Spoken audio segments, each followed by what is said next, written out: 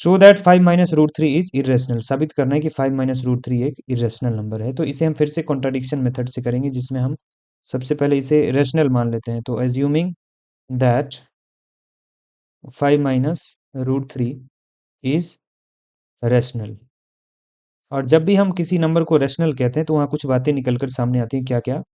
तो therefore 5 minus root three will be equal to p by q, क्योंकि rational number का मतलब होता है पी बाई क्यू के फॉर्म में होगा, जहाँ p and q belongs to integer. Z मतलब इंटीजर और ये बिलोंग्स टू का सिंबल है।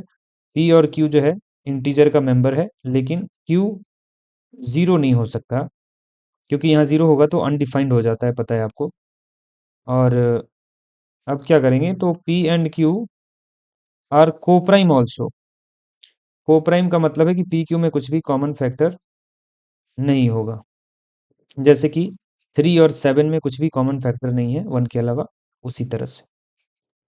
तो अब क्या करेंगे आगे, इसको सॉल्व करिएगा आप।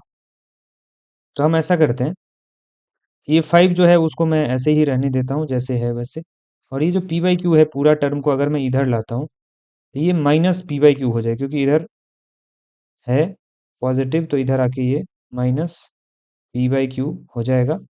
अब माइनस रूट थ्री को अगर आप उधर भेज दीजिएगा तो ये उधर जाके रूट थ्री बन जाएगा पॉजिटिव वैल्यू। अब इसको थोड़ा और सॉल्व कर सकते हैं, नीचे नहीं कुछ है 1 डाल दीजिए, और क्यू इंटू वन क्या हो गया, क्यू 1 इंटू क्यू, क्यू आता है तो 5 इंटू क्यू क्या हो गया, 5 q minus p equal to root three. ठीक। अब यहाँ आपको पता है कि ये q इंटीजर है और p भी इंटीजर है, लेकिन q जीरो नहीं होना चाहिए बस। तो पी क्यू का जो भी वैल्यू इंटीजर हम लेंगे, जैसे मान लीजिए कि हम यहाँ q के बदले 2 ले रहे हैं, तो ये 5 इंटू टू हो जाएगा, q के बदले 2 ले रहे हैं, माइनस p के बदले मान लेते हैं ये वाला p के बदले 3 ले लीजिए, और q के बदले हमने 2 लिया था तो यहाँ भी क्या हो जाएगा, 2 हो जाएगा। ये LHS सॉल्व करके कितना आ रहा है देखो, 5 टू 10 माइनस 3 कितना हो गया, 7, और नीचे 2, तो 7/2 क्या आ रहा है, एक रेशनल नंबर आ रहा है। 7/2 का आ रहा है एक रेशनल नंबर। तो मतलब ये हुआ कि यहाँ आप पी क्यू का कोई भी वैल्यू लीजिएगा इंटीजर वाला, बस क्यू जीरो नहीं लेना है, तो वो रेशनल नंबर आएगा। ठीक है। तो ये वाला टर्म जो है ओवरऑल, जो कि लेफ्ट साइड में आपको दिख रहा है, ये 5 q minus p by Q, ये रेशनल है। पी क्यू कोई भी इंटीजर लीजिए, क्यू जीरो नहीं लेना बस। तो ये रेशनल है, और ये रूट थ्री के इक्वल है, तो फिर तो ये भी रैशनल होना चाहिए, क्योंकि दोनों इक्वल है। तो इस तरह से हम कहेंगे कि भाई ये रैशनल, तो फिर ये भी रैशनल। मतलब कि 5 q minus p by q is rational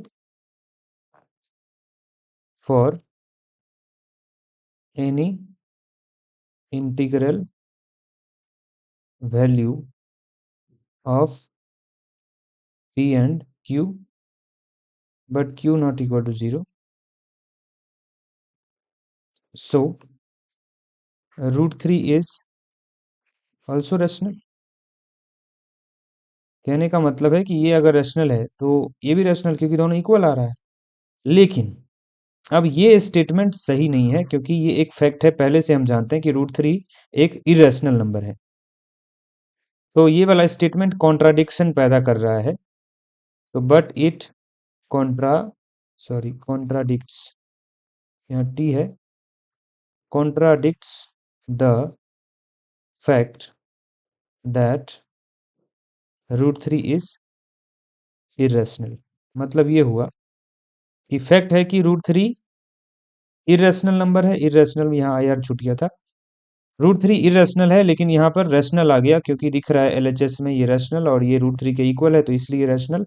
but fact ये है कि ये एक इरेशनल नंबर है। तो मतलब ऐसा हुआ क्यों कि रैशनल इरेशनल के इक्वल आ गया, क्योंकि हमने रॉन्ग एज्यूम कर लिया था कि ये जो नंबर है ये वाला 5 माइनस रूट थ्री ये एक रैशनल है। ये एजम्पशन गलत था, अर्थात ये एक इरेशनल नंबर है, रैशनल नहीं है। सो वी कैन से कि हेंस क्या था जी, 5 minus root three, 5 minus root three is irrational. इस तरह से ये प्रूव हो जाएगा। आई होप आपको समझ में आया होगा। Thanks for watching.